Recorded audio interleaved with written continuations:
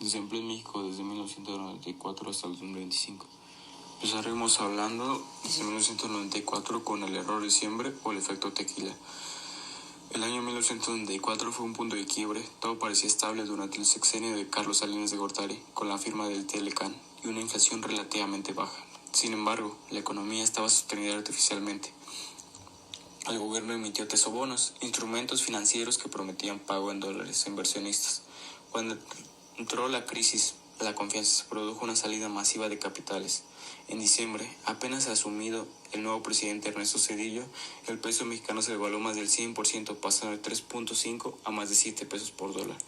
Muchas empresas cerraron o recortaron personal. La gente sin alternativas comenzó a trabajar en la informalidad, vendiendo en la calle, ofreciendo servicios sin contrato o entrando al comercio ambulante. Además, recordemos que la muerte de Luis Donaldo Colosio y el levantamiento del Ejército Revolucionario Zapatista generó mucha incertidumbre en las inversiones en México. Sobre todo, contribuyó al clima del despido y el desempleo de personas. Ahora, hablaremos sobre el auge de la informalidad. La informalidad en México ha sido una especie de válvula de escape para el desempleo. Mientras el desempleo abierto bajaba, la economía informal crecía. ¿Por qué? Porque en las estadísticas oficiales, una persona que vende dulces en la calle cuenta como persona ocupada, aunque no tenga ingresos fijos ni acceso a la salud o jubilación. Ya para 1996, más del 50% de la fuerza laboral estaba en la informalidad, según datos de la OIT y el INEGI. Esta tendencia se ha mantenido hasta hoy. Ahora hablaremos sobre la crisis mundial del 2008. En 2008, México volvió a verse afectado por factores externos. La crisis hipotecaria en Estados Unidos derivó en una recesión global. Al ser nuestro principal socio comercial, el impacto fue inmediato. Los sectores más golpeados fueron la manufactura, la construcción y el turismo. Otra vez la informalidad en México absorbió a los despidos. Para 2010, más del 57% de la población ocupada estaba en el sector informal, según encuestas de ocupación y empleo. En 2020, con la pandemia y el colapso laboral, la pandemia de COVID-19 paralizó la economía global en México y en todo el mundo.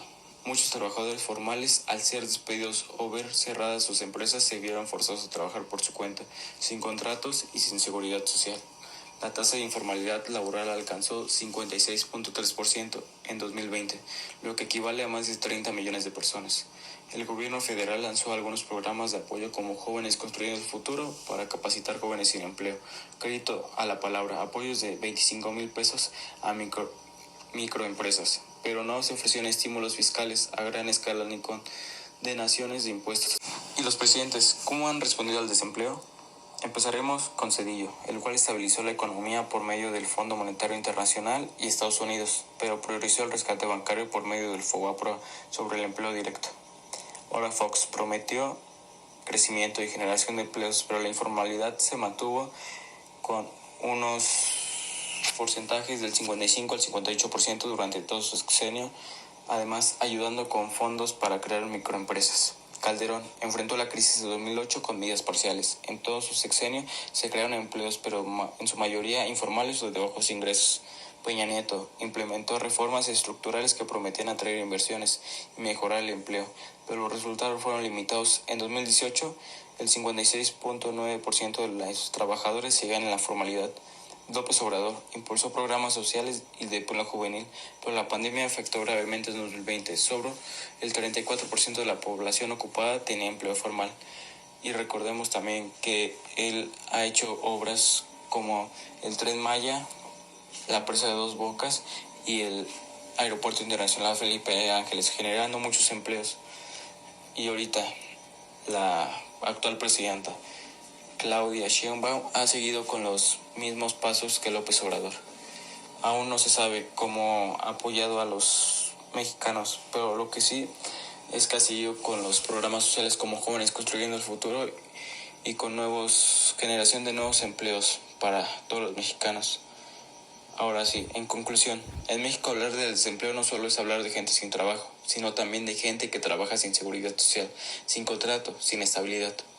Eso es la informalidad, una realidad más para la mitad de la fuerza laboral mexicana durante los últimos 30 años. Cada crisis ha revelado la misma falla estructural. El país no genera suficientes empleos formales de calidad. Mientras esto no cambie, el empleo en México seguirá siendo para muchos solo una forma de sobrevivir y no de progresar. Causas del desempleo. Empezando por causas estructurales, esto es cuando la economía y el sistema laboral no generan suficientes empleos formales. Estos son los que cuentan con contrato, prestaciones y seguridad social. Muchas personas terminan trabajando en la economía informal. La informalidad actúa como un amortiguador que ayuda a que más personas trabajen cuando la economía va mal. Pero a largo plazo, muchas personas quedan atrapadas en trabajos inseguros, mal pagados y sin protección. Después están los factores coyunturales. Estos son problemas temporales que afectan al empleo, como la crisis económica de 1995, 2008 o la pandemia, que provocan que muchas empresas reduzcan personal o cierren. También están los factores estacionales. Estos pasan todos los años, como recortes de personal para ajustar costos o por temporada baja. Desajustes del mercado laboral. Se habla de un problema entre las habilidades de las personas y lo que las empresas buscan. A veces las personas no cumplen con lo que se necesita. La tecnología cambia el mundo del trabajo. La automatización, como máquinas y programas que hacen tareas que solían hacer las personas, y la inteligencia artificial que empieza a reemplazar muchos empleos.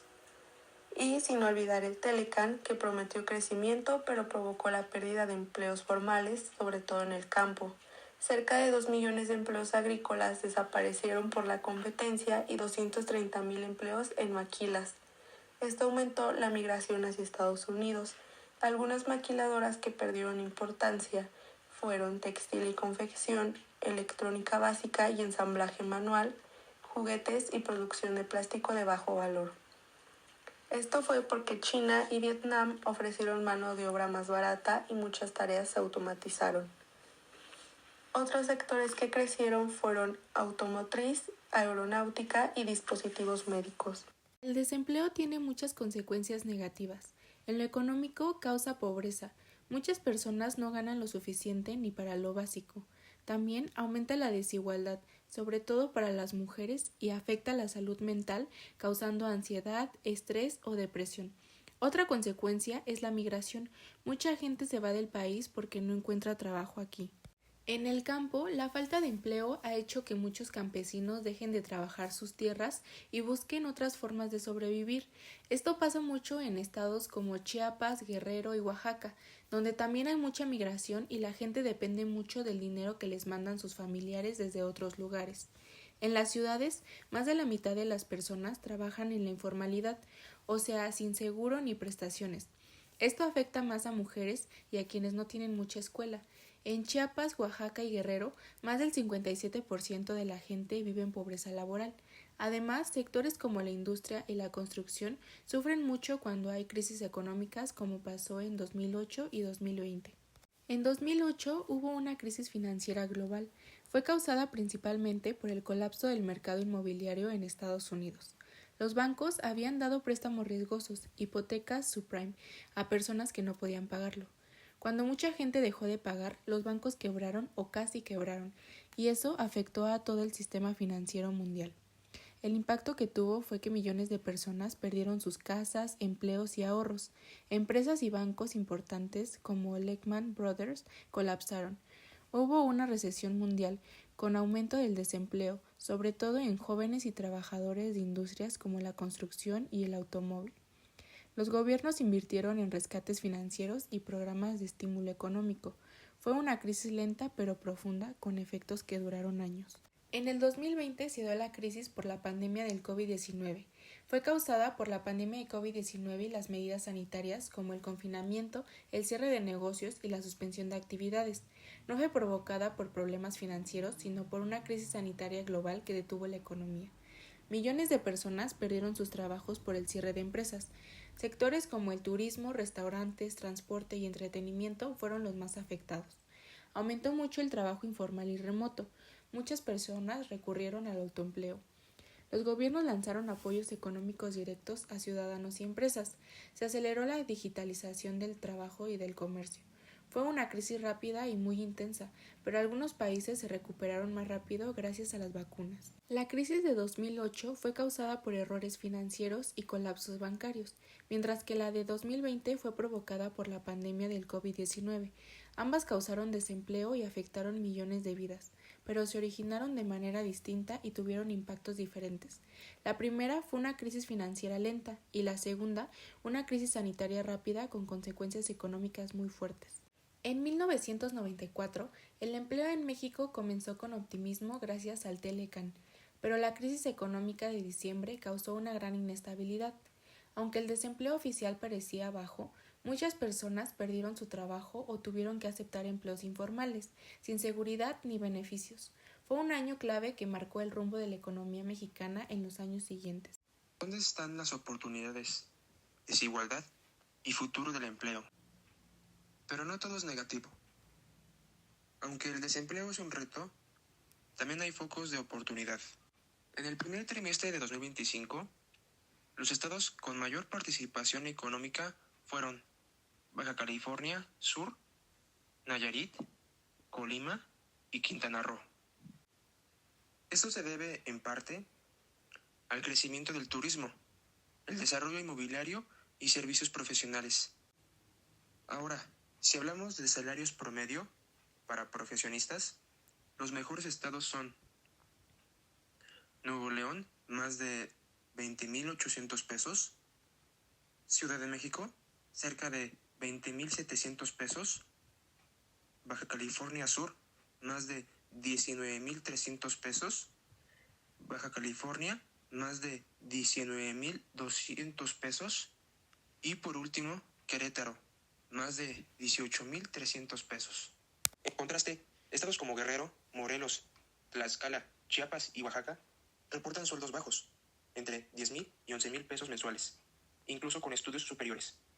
Eso refleja la enorme desigualdad regional, donde las oportunidades dependen mucho de donde naces o vives. El trabajo remoto está transformando el empleo en México. Desde la pandemia, muchas empresas han adoptado modelos híbridos o completamente remotos, lo que permite que personas en zonas con pocas oportunidades puedan trabajar para empresas en otros estados o incluso en el extranjero. El home office ha crecido especialmente en sectores como tecnología, marketing digital, diseño gráfico, programación y servicios financieros y administrativos. Esto puede ser una puerta de acceso al empleo formal para miles de jóvenes si se invierte en educación digital, conectividad y capacitación. Además, hay iniciativas para fomentar el emprendimiento y la innovación tecnológica.